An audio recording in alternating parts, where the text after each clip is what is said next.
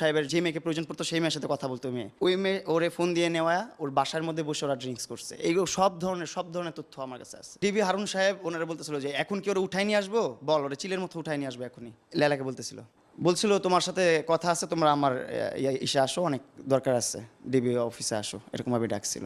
আছে তো ডিবি হারুন একবার দুইবার না, বহুতবার তার সাথে বসে মদও খাইছে সে গুলশানে একটা বাসায়। তার সাথে বসে এই হারুন সাহেবের একটা বান্ধবী আছে, নাম কি যেন একটা একটা নাম আছে মেয়েটার, নামটা ভুলে গেছি আমি, আমার মাথায় আসতেছে না। হারুন সাহেবের সাথে সবসময় থাকতো।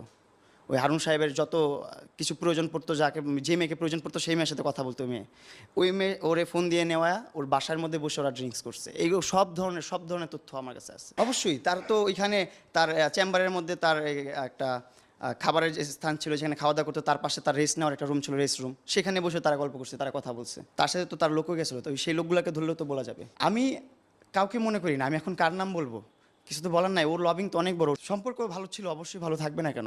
সে সবার সাথে ভালো সম্পর্ক রাখে, তার সময় সুযোগ মতো ব্যবহার করার জন্য সবার সাথে সম্পর্ক রাখে। এমন কেউ নাই যে যার সাথে সম্পর্ক রাখবে না।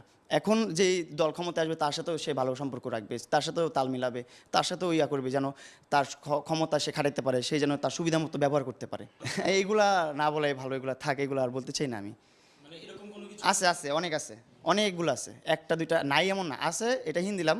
কিন্তু কার সাথে গেছে, কি করছে না গেছে, এগুলো বলার প্রয়োজন নেই। কখনো কি সেই নেতাদের কাছ থেকে আপনি হুমকি পেয়েছেন? হুমকি বলতে ডিবি হারুন সাহেব ওনারা বলতেছিল যে এখন কি ওরা উঠাই নিয়ে আসবো, বল ওরা চিলের মতো উঠাই নিয়ে আসবো এখনই, এইভাবে ওরা বলছে। আপনাকে ফোন দিয়ে লেলাকে বলতেছিল। ডিবিআরকে আপনাকে কখনো হুমকি দিয়েছে? ডিবি হারুন হুমকি দেয় নাই, কিন্তু ডিবি থেকে অনেকগুলো ফোন আসছিল, আমি একটু ইগনোর করে গেছি বা ওইটা অন্যভাবে হ্যান্ডেল করে ফেলছিলাম। কি বলেছিল তখন একটু বলে তো শুনি। বলছিল তোমার সাথে কথা আছে, তোমরা আমার ইসে আসো, অনেক দরকার আছে, ডিবি অফিসে আসো, এরকমভাবে ডাকছিল। তো আমি বুঝতে পারছিলাম যে আমি গেলে আমাকে আটক করে বা আমার কিছু একটা করবে, বা উল্টাপাল্টা একটা চিন্তা ভাবনা আছে, গুম করে ফেলতে পারে উনোস। ওইখানে ঢুকলে গুম করে ফেললেও কোনো তো খোঁজখবর পাবে না কেউ, এই জন্য আমি একটু সেফটিতে ছিলাম, সেভে ছিলাম। আসলে কখনো ভাবতে পারি না যে আমার সাথে হবে এরকম, আমাকে নিয়ে এভাবে খেলবে বা আমাকে নিয়ে এরকমভাবে মজা নেবে, নাকে দড়ি দিয়ে ঘুরাবে, আমি কখনো ভাবতে পারি নাই।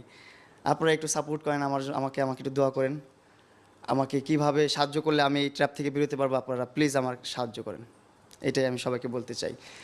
আসলে বললাম না, ওই যে শত্রু হলে, পুরুষ শত্রু বা মারামারি শত্রু হলে, ওরকম কিছু হলে এটা দেখতে পারতাম, বুঝতে পারতাম, কিন্তু ও তো অন্যভাবে করতেছে, ও তো মাথা দিয়ে খেলতেছে।